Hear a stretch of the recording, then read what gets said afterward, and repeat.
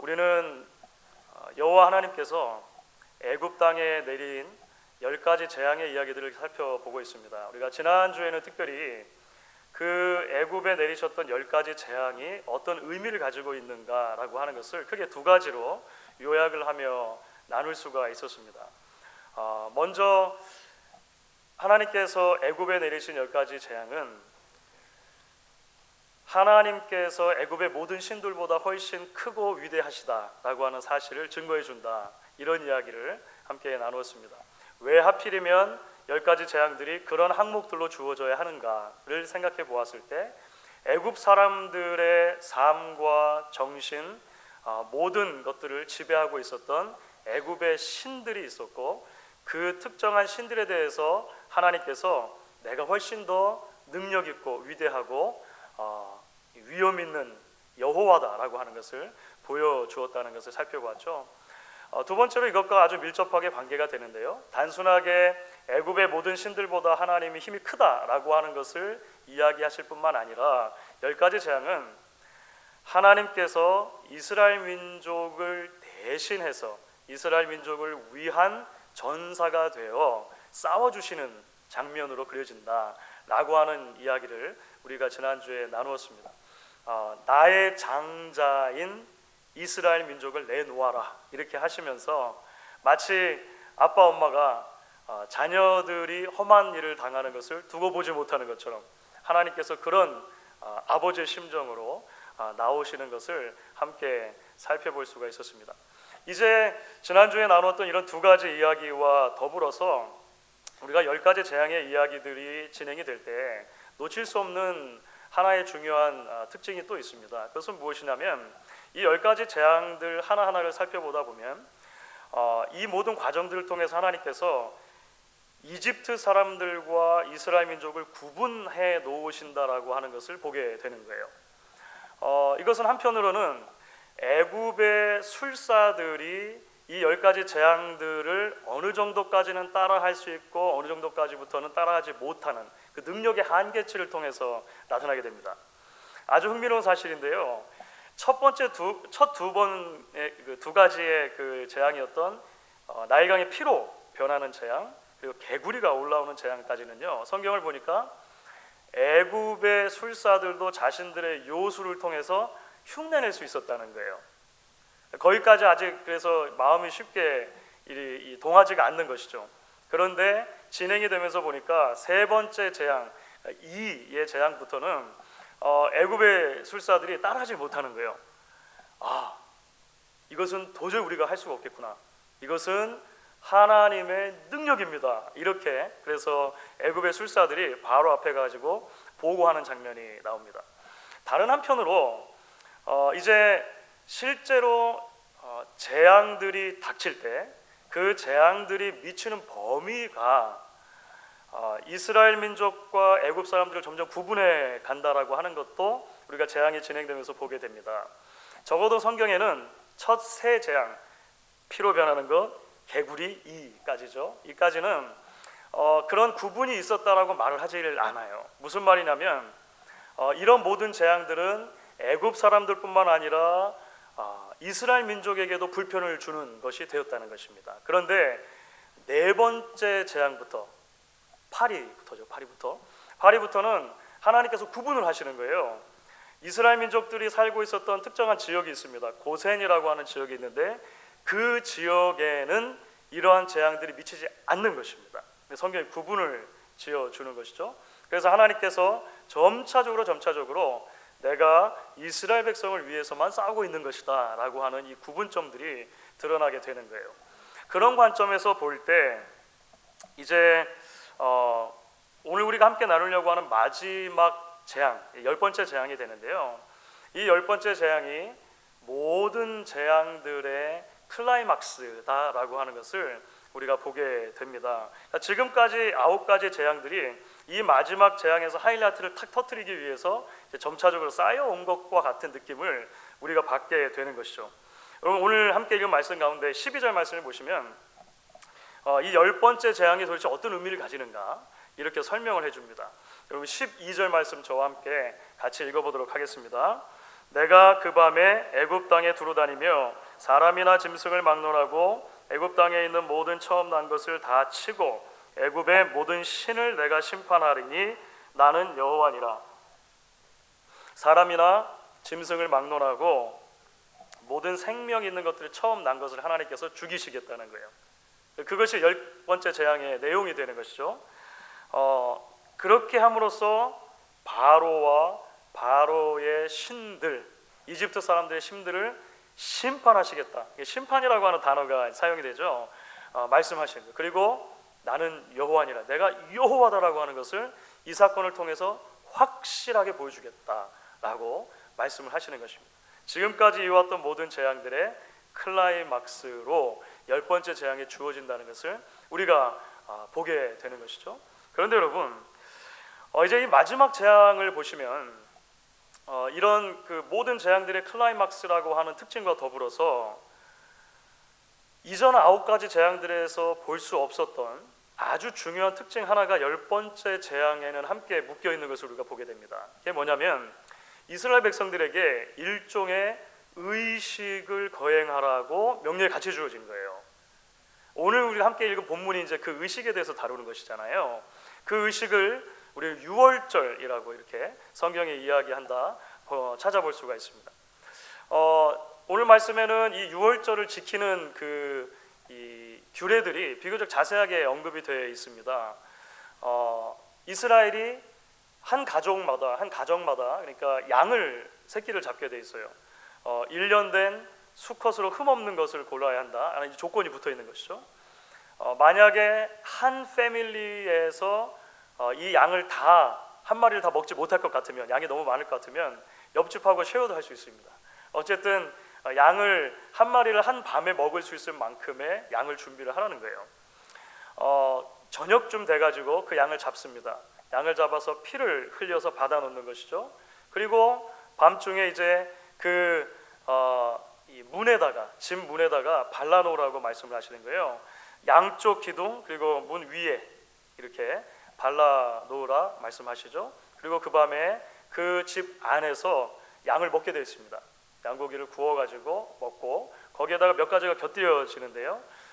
누룩을 넣지 않고 구운 빵, 무교병이라고 하는 빵, 그리고 쓴 나물 같은 것들을 곁들여서 이 유월절을 지키라 이렇게 이야기를 하는 것이죠.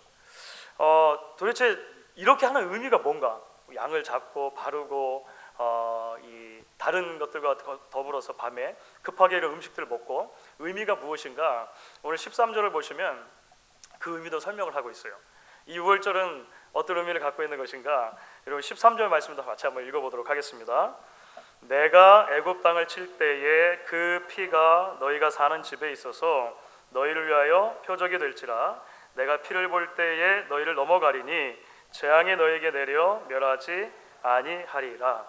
하나님께서 처음 난 것을 죽이기 위해 애굽 땅에 찾아오실 때에 그 피가 문에 발라져 있는 것을 보고 넘어가겠다, 그 저주와 심판을 넘어가겠다라고 하는 의미로 이제 유월이라고 하는 의미가 사용된 거죠. 영어로는 그래서 패스오버라고 하죠. 지나가다, 넘어가다.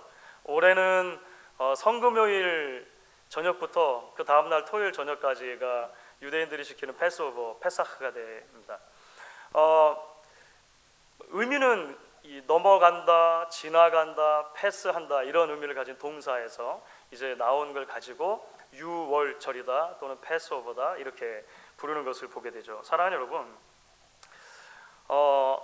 우리가 이처럼 독특하게 10번째 재앙에서 특별히 유월절이라고 하는 하나의 절기를 같이 맞물려서 성경이 소개하고 있다는 것은 성경이 말하는 구원에 대한 그림에 있어서 대단히 중요한 것을 우리에게 가르쳐주고 있다. 우리가 이렇게 생각을 할 수가 있을 것입니다. 성경이 우리에게 구원을 말할 때, 죄인의 구원을 이야기할 때 아주 핵심적인 개념 하나가 있습니다. 그것은 무엇이냐면 대속이라는 개념입니다. 대속. 누군가가 대신 짐을 지고 피를 흘려야 한다는 개념이 성경 안에는 죄사함 또는 구원과 관련돼서 계속해서 반복적으로 제기되고 있는 문제라고 하는 거예요. 여러분 6월절의 규례를 우리가 살펴봤지 않습니까? 6월절의 규례를 보시면은요, 기본적으로 전제되어 있는 게 하나가 있습니다. 그 전제가 뭐냐면 여호와의 사자 또는 여호와께서 이제 모든 처음 난 것을 죽이러 애굽으로 오실 때 애굽 사람들의 집이나 이스라엘 백성들의 집이나 똑같이 찾아오신다는 게 전제되어 있는 거예요. 그렇죠? 만약에 그렇지 않았다면 6월절을 따로 지키라고 할 필요가 없는 거예요. 그 이전에 어떤 특정한 재앙들처럼 이렇게 정확하게 구분이 되어서 아예 고센 땅을 이렇게 떼어놓은 것이라면 이렇게 얘기할 필요가 없는 거예요. 그런데 마지막 10번째에서는 다시금 모든 사람들에게로 이스라엘 민족이나 애굽 사람들이나 이 여호와의 사자가 찾아온다는 것이 전제가 됐다는 것입니다. 그렇다면 도대체 왜 이스라엘 민족만 구원을 얻느냐고 하는 거예요. 왜 이스라엘 민족들에게만 구원의 방편인 유월절 규례를 주셨고 그것을 통해서 그들을 하나님의 자녀로 확인해 주시느냐라고 하는 것입니다. 여러 성경의 구절을 우리가 이야기할 수 있겠습니다만 특별히 이제 신명기 7장 말씀을 보시면 그 이유를 이렇게 설명을 합니다. 신명기 7장 6절부터 8절까지의 말씀인데요. 여러분 조금 긴 본문입니다만 저와 같이 한번 읽어보도록 하겠습니다. 신명기 7장 6절부터 8절을 보시면 이제 지난날을 이렇게 회고하면서 모세가 이렇게 이야기하는 장면이 나옵니다. 같이 한번 읽어보겠습니다. 너는 여호와 내 하나님의 성민이라 내 하나님 여호와께서 지상 만민 중에서 너를 자기 기업의 백성으로 택하셨나니 여호와께서 너희를 기뻐하시고 너희를 택하심은 너희가 다른 민족보다 수요가 많기 때문이 아니니라. 너희는 오히려 모든 민족 중에 가장 적으니라. 여호와께서 다만 너희를 사랑하심으로 말미암아 또는 너희의 조상들에게 하신 맹세를 지키려 하심으로 말미암아 자기의 권능의 손으로 너희를 인도하여 내시되 너희를 그 종되었던 집에서 애굽 왕 바로의 손에서 속량하셨나니. 택하심의 조건이 그들에게 있지 않았다는 거예요. 애초부터. 그렇죠? 하나님의 은혜가 이들을 택하도록 만들어 주셨다는 것입니다. 아브라함을 택해서 불러주시고 약속하신 그 약속이 하나님께서 이스라엘 백성들에게 구원의 방편을 베풀어 주시고 유월절을 허락해 주시고 그들을 실제적으로 구원해 주신 하나님의 이유였다라고 하는 거예요. 신명기 중간쯤 보면 이런 말씀이 나오는 거죠. 여호와께서 다만 너희를 사랑하심을 인하여 그리고 여호와께서 다만 아브라함에게 줬던 그 약속 때문에 하나님의 사랑과 하나님의 신실하심이라고 하는 이 두 가지 이유 때문에 죄인들이 구원을 얻게 된다라고 이야기를 하는 것이죠. 그 하나님의 사랑과 은혜를 기억나게 하고 명확하게 보여주는 장치가 뭐냐면 바로 어린 양의 피를 문에다가 바르는 것이죠. 내가 잘나서 넘어가는 게 아니라는 것입니다. 그러니까 나 때문에 넘어가는 게 아니고 피 때문에 넘어간다는 것을 명확하게 보여주는 거예요. 나에게 하나님의 사랑을 받을 만한 조건이 없다는 것을 유월절에서 우리가 보게 되는 것이죠. 그렇기 때문에 여러분 이 유월절 사건은 예수님의 대속적인 죽음에 대한 구약의 아주 대표적인 그림자가 되는 것이죠. 성경 전체를 통해 볼 때 이 출애굽과 특별히 출애굽과 관련된 유월절이라고 하는 개념이 예수 그리스도 안에서 하나님께서 어떻게 죄인들을 구원해 주시는가라고 하는 아주 이 눈에 가시적인 그러니까 시청각 교재 같은 것이죠. 눈으로 볼 수 있는 그런 그림자로 주어졌다라고 하는 것입니다. 이 연결고리가 아마 가장 명확하게 드러나는 지점이 예수님께서 이 땅에서 마지막으로 제자들과 식사를 하시는 장면일 것입니다. 우리가 소위 최후의 만찬이라고 알고 있죠. 예수님께서 제자들과 마지막으로 식사하시는 이야기가 복음서들에 기록이 되어 있습니다. 그런데 복음서를 자세히 들여다보면요, 예수님께서 제자들과 마지막으로 나누셨던 그 식사는 단순한 그냥 일반적인 저녁 식사가 아니고요, 유월절 식사였다라고 하는 것을 알게 됩니다. 유월절 식사. 유월절 기간 동안에 그 유월절을 지키는 과정 가운데 유월절 저녁을 예수님이 제자들과 함께 드신 거예요. 예를 들어서 마가복음을 보시면 이렇게 그래서 증언을 합니다. 마가복음 12장 12절 제가 한번 읽어볼게요. 무교절의 첫날 곧 유월절 양 잡는 날에 제자들이 예수께 여짜오되 우리가 어디로 가서 선생님께서 유월절 음식을 잡수시게 준비하시기를 원하시나이까 하매. 정확하게 밝히고 있죠.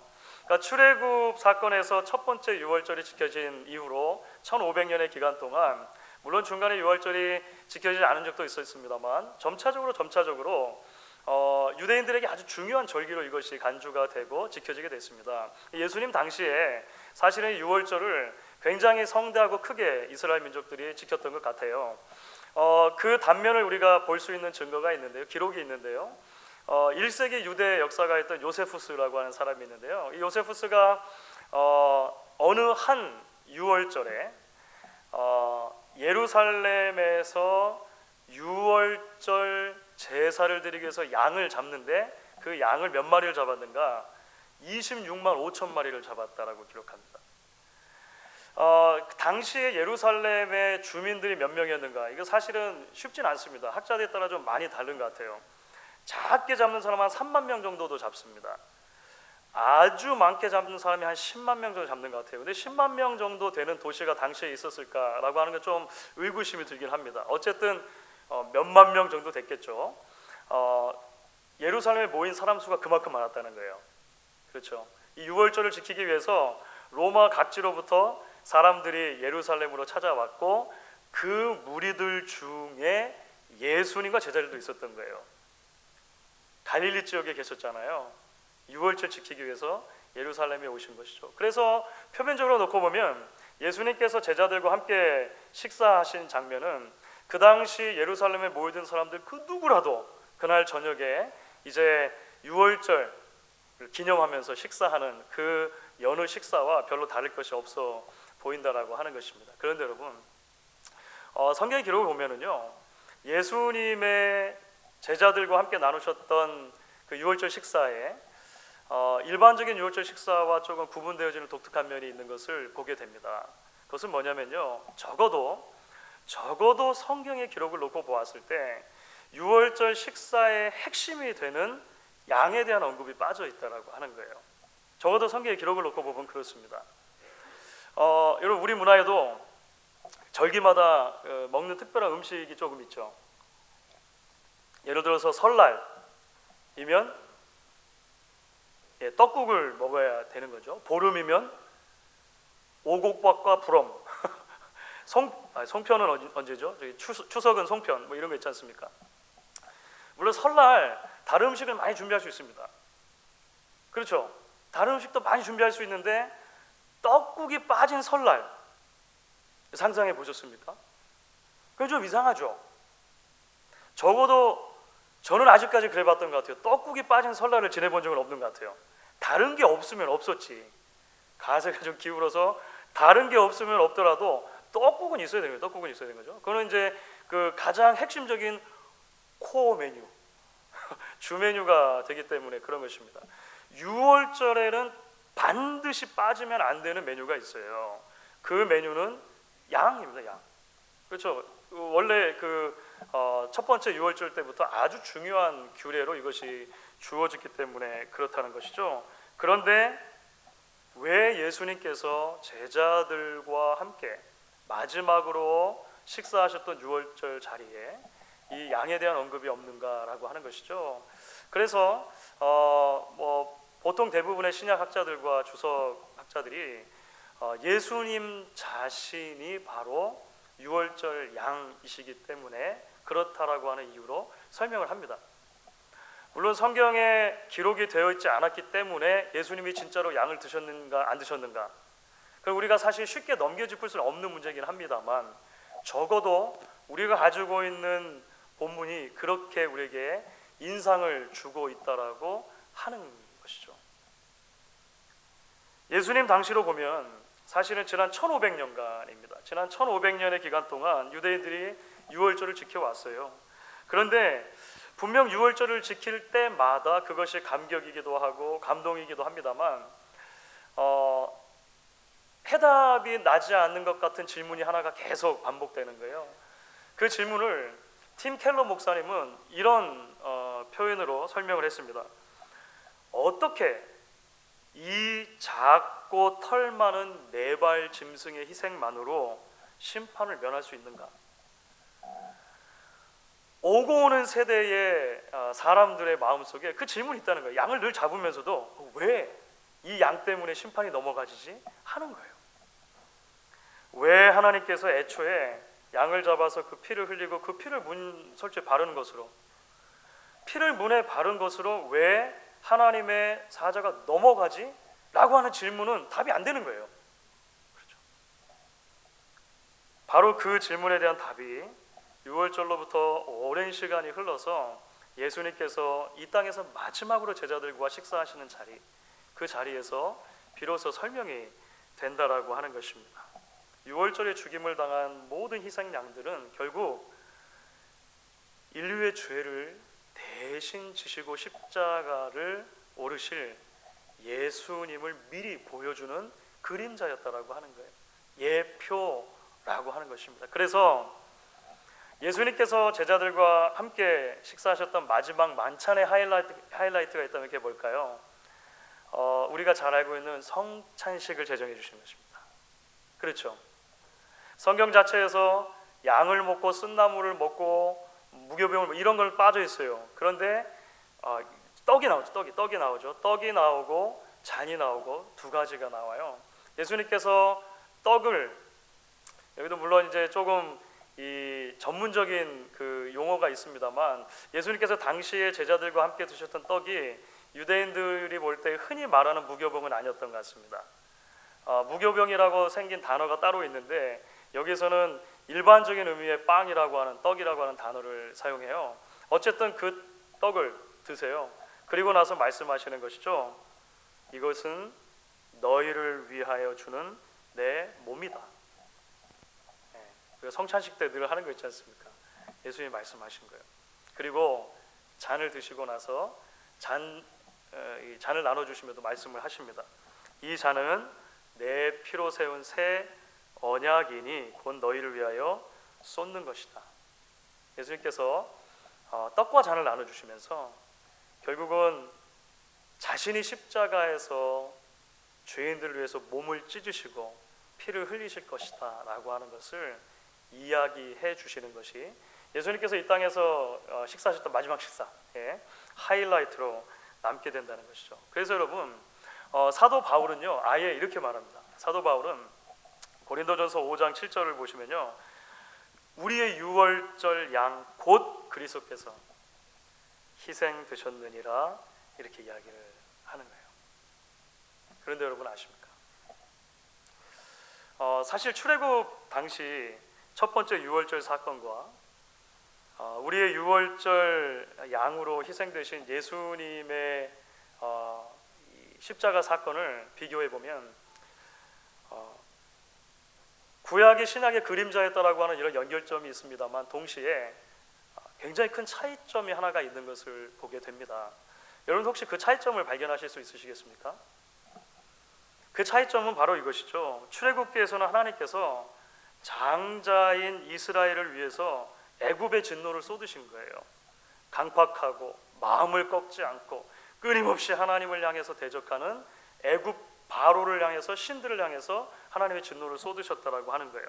그런데 여러분 곰곰이 생각해 보시면은요, 십자가에서 일어난 일은 정반대의 사건이 일어난 것입니다. 그렇죠? 우리가 잘 알고 있는 말씀인데 로마서 5장 7절 8절입니다. 의인을 위하여 죽는 자가 쉽지 않고 선인을 위하여 죽는 자가 혹 있거니와 우리가 아직 죄인 되었을 때에 그리스도께서 우리를 위하여 죽으심으로 하나님께서 우리에 대한 자기의 사랑을 확증하셨느니라. 여러분 너무 많이 들어가지고 너무 익숙하니까 때로는 이제 너무 익숙한 본문은 약간 거리를 둘 필요가 있거든요. 그래서 다른 버전으로 제가 한번 읽어볼게요. 쉬운 성경이라고 하는 이 한글 버전이 있는데 한번 읽어볼게요. 의인을 위해 죽는 사람은 거의 없습니다. 간혹 선한 사람을 위해 죽겠다고 나서는 사람이 있을런지는 모르겠습니다. 그런데 그리스도께서는 우리가 아직 죄인이었을 때에 우리를 위해 죽으셨습니다. 이것으로 하나님께서는 우리를 향한 그분의 사랑을 나타내셨습니다. 여러분, 우리가 살다 보면 때로 내가 너무 소중하게 생각하고 내가 너무 아끼는 사람이 있어서 그 사람을 위해서 내가 좀 대신이라도 아파줬으면 좋겠다 라는 생각 들 때가 있어요. 내가 너무 사랑하는 자녀가 아픈 거예요. 막 감기 걸려가지고 일주일을 학교를 못 가고 열이 펄펄 끓어요. 그러면 보통 부모님들의 마음속에 너무 소중하니까, 너무 아끼니까 내가 아팠으면 좋겠다는 마음이 들 때가 있어요. 때로 우리가 이 땅을 살면서 너무 마음에 드는 사람 만날 때가 있어요. 너무 신뢰가 되는 사람을 만날 때가 있어요. 그래서 이 사람을 위해서 내가 혹시 죽어줄 수도 있겠다. 간혹 그럴 일이 생길 수도 있을지 모르겠습니다. 여러분, 함석헌 선생님이라고 계시잖아요. 민족운동가였고 사상가였고, 함석헌 선생님이 그 사람을 가졌는가라고 하는 시를 쓰셨는데 굉장히 유명한 시거든요. 그 사람을 가졌는가라는 시의 중간쯤에 이런 내용이 나옵니다. 탔던 배 꺼지는 시간 구명대 서로 사양하며 너만은 제발 살아다오 할 그 사람을 그대는 가졌는가. 불의의 사형장에서 다 죽여도 너희 세상 빛을 위해 저만은 살려두거라 일러줄 그 사람을 그대는 가졌는가. 때로 가끔, 다시 말씀드리지만 가끔 우리는 그런 사람이 생길지도 모르겠어요. 생긴다면 너무 행복하겠죠, 사실. 그렇죠. 이런 사람이 누군가 나를 이렇게 생각해준다면 너무나 행복하겠죠. 그런데 여러분, 예수님께서 우리가 그런 사람이기 때문에 돌아가 주신 게 아니라는 거예요. 그 성경의 한결같은 지적입니다. 하나님께서 보실 때 우리가 마음이 너무 잘 통하기 때문에 막 이 사람 하나만 있으면 이 세상이 아무 문제가 없겠다, 이 사람만 남겨두면 되겠다라고 우리를 그렇게 인정해 주셨기 때문에, 우리가 그만큼 완전했기 때문에 예수님께 죽어주신 게 아니라는 거예요. 로마서 5장 7절 8절 말씀처럼 우리는 여전히 죄인인데, 우리는 하나님께서 정해놓으신 기준에 턱없이 부족한데 우리를 위해 죽으셨다는 것입니다. 출애굽 사건이 아들 된 이스라엘을 살리기 위해서 애굽의 저주를 쏟아 부어주신 사건이라면, 십자가 사건은요 사실 바로처럼 강팍했던 것이 우리들이고 애굽 사람들처럼 마음을 닫고 있었던 것이 우리들인데, 하나님의 유일하신 독생자 예수 그리스도를 십자가에 다루시고 저주를 쏟아 부으시고 그 피를 보시고 우리를 구원해 주신 사건이 바로 십자가의 사건이라고 하는 것입니다. 그래서 저의 은사이셨던 웨스민스터 신학교 이전의 교수 피터 앤스라고 하는 교수님이 계세요. 지금은 거기서 가르치지 않으십니다. 이 출애굽기 주석을 쓰셨는데요, 출애굽기 주석을 쓰다가 이 부분에서 이런 단어를 써서 설명하시더라고요. 이것은 great irony다. 이것은 놀라운 아이러니다라고 하는 거예요. 구약에서 계속 그림자로 비춰졌던 것과 그 그림자가 실제로 예수님 안에서 탁 이루어지고 난 것을 보니까 너무나 큰 반전이 거기에 있더라라고 하는 것을 전해준 것이죠. 사랑하는 여러분, 우리가 매주 이렇게 나와서 하나님 앞에 예배하는 이유가 무엇입니까? 바로 이 사랑과 이 은혜를 계속 기억하는 것이죠. 눈에 보이지는 않습니다만 우리가 저 문을 통해서 들어올 때, 그렇죠, 보혈을 지나 아버지 품으로 갑니다 하는 건 아닙니까? 우리가 우리 편에서 하나님께로 나올 방법이 전혀 없고 우리 안에 있는 것을 끄집어내서 하나님을 기쁘시게 할 수도 없지만, 나를 위해 대신 흘려주신 예수님의 피 때문에 내가 오늘도 하나님께 나옵니다. 그거 기억하는 것이죠. 예수님의 십자가, 예수님의 부활 함께 찬양하며 예배를 통해 주시는 이 험악한 세상을 살아갈 힘을 얻는 것 아닙니까? 사실 여러분, 출애굽기에 주어진 유월절 규례나 예수님께서 주신 성만찬의 규례나 아주 중요한 조건이 붙어 있습니다. 그 조건이 뭐냐면요, 계속해서 기억하고 기념하라는 거예요. 사실 출애굽기에는요, 그 12장부터 13장까지를 여러분이 혹시 주의 깊게 읽어보시면, 아니 왜 똑같은 얘기를 계속 반복하지? 이런 느낌 아마 받으실 거예요. 유월절에 대한 규례가 계속 이렇게도 반복, 저렇게도 반복되고 계속 이야기가 되거든요. 예수님께서 성만찬을 주시면서도 계속 그 붙이신 조건이 있습니다. 이것을 행하여 계속 기념하라, 나를 기억하라, 이야기를 해주세요. 여러분, 사실 우리가 매주 드리는 예배는 거의 같은 형식으로 드립니다. 그렇죠? 여러분, 예배에 오셨을 때 찬송가, 우리 찬양을 부르시면은요, 거의 새로운 찬양을 하는 경우들이 많지 않습니다. 우리가 늘 부르던 찬양들, 그런 찬양들을 불러요. 여러분, 설교를 들으시면서 설교를 들을 때마다 와, 내가 이제까지 한 번도 들어보지 못했던 말씀을 목사님 해주시네. 혹시 그런 적 있으십니까? 그러면 위험하게 생각하셔야 돼요. 위험하게 생각하셔야 돼요. 설교는 그런 것입니다. 늘 듣던 말씀이에요. 우리 찬송가 가사처럼 평생에 듣던 말씀, 평생에 듣던 말씀 또 듣는 거예요. 왜 우리가 매주 모여서 그렇게 합니까? 반복을 통해서 하나님의 은혜와 사랑을 기억하는 것입니다.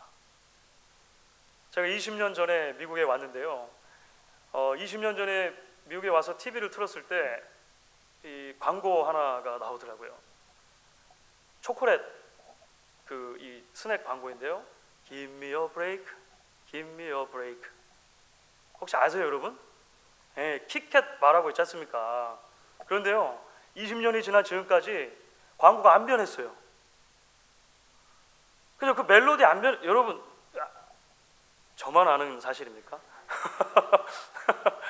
예, 그렇죠. 지금도 열명 조금 세련돼지긴 했습니다만, Give me a break, give me a break, 뭐 그 킥캣발 막 있지 않습니까? 해요. 아마 그 20년도 더 된 것 같아요. 제가 미국 오기 전부터 했던 것 같아요. 여러분, 왜 똑같은 광고가 계속 반복됩니까? 우리의 뇌리 속에 각인되는 거죠. 그래서 아무 생각 없이 딴 일 하다가 괜히 저 혼자 스스로 흥얼거리고 있는 제 자신을 발견하는 거예요. 설거지 하다가도 하고 뭐 있지 않습니까? 그런 거죠. 왜 기억하라, 왜 계속 반복하라 말씀하십니까? 하나님의 은혜와 하나님의 사랑을 우리가 모일 때마다 확인하는 것이죠. 그것이 하나님께서 우리에게 은혜 주시는 또 다른 하나의 방편이 되는 것입니다. 이제 말씀을 마무리하면서, 그래서 저는 이전에도 한번 인용을 해드린 적이 있는 것 같은데요, 한국의 박영선 목사님, 그 하나님의 열심이라고 하는 책으로 유명하신 분인데, 로마서 강해를 최근 쓰셨는데, 그 로마서 강해 책에서 이런 이야기를 하십니다. 제가 다시 한번 읽어드릴게요. 기독교 신앙의 신비는 밤에 자다가 환상을 보는 신비가 아니요, 교통사고가 나서 굴렀는데도 아무데도 안 다치는 신비가 아니요, 암 선고를 받고 내일 죽으리라 했던 신자가 벌떡 일어서는 신비가 아니라 조건 없고 자격 없고 하나님 보시기에 욕먹어 마땅한 이 더러운 죄인을 하나님이 그 고귀한 피를 흘려서 왜 값없이 구원해 주셨는지 모르겠다는 그것이 신비입니다. 조금 투박할 수 있지만 이 진솔한 고백을 대할 때마다 저는 가슴이 뜨거워지는 것 같아요. 조건 없고 자격 없고 심판받아 마땅할 죄인이지만 하나님께서 유월절 어린 양이신 예수 그리스도께서 흘리신 피, 그 피를 보시고 넘어가 주시나요? 넘어가 주시나요? 그것이 은혜인 것이죠. 그것이 기적인 것이죠. 고난주간을 향해서 또 부활절을 향해서 가고 있는 사순절의 기간 동안 이 유월의 은혜, 이 넘어감의 은혜가 우리 각자의 심령 가운데 더욱더 크게 기억되고 붙들 수 있는 신앙의 앵커가 되어질 수 있기를 주의 이름으로 간절히 축원하겠습니다. 우리 같이 한번 찬양하도록 하겠습니다.